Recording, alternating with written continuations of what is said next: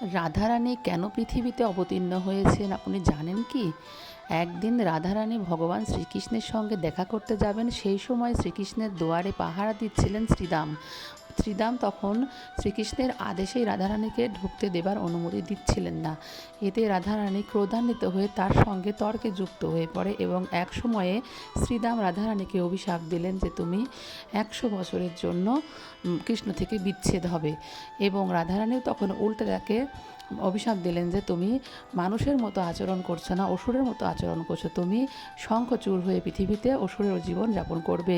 এবং তারা যখন তাদের রাগ থেমে গেল তখনই বুঝতে পারলো যে তাদের ভুল হয়েছে এবং তারা কান্নাকাটি শুরু করলো। সেই সময় ভগবান কৃষ্ণ এসে বলল, তোমাদের কোনো দোষ নেই, এটা একটা সুন্দর লীলা হবে, আমরা সবাই ব্রজধামে জন্মগ্রহণ করব এবং সেখানে আমাদের লীলাতে আমাদের 100 বছরে বিচ্ছেদ হবে এবং তুমি শঙ্খচূড় হয়ে তুলসী দেবীকে বিবাহ করবে এবং সেখানে আমি থাকবো, আমার মাধ্যমে তোমরা সবাই উদ্ধার পাবে এবং রাধারানীর সঙ্গে আমার সুন্দর বৃন্দাবনের লীলাবিলাস হবে।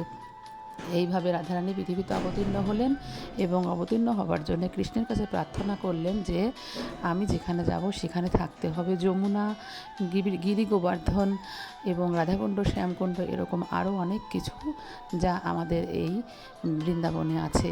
ভগবান কৃষ্ণ শ্রী রাধার জন্য সকল কিছুই আমাদের এই বৃন্দাবনে স্থাপন করেছেন। তাই রাধারানীকে জয় রাধে বলে আমরা সবাই অবশ্যই কমেন্টে লিখব এবং ভগবান শ্রীকৃষ্ণের ও রাধারানীর ভক্ত হলে সবাই লেখো রাধে রাধে।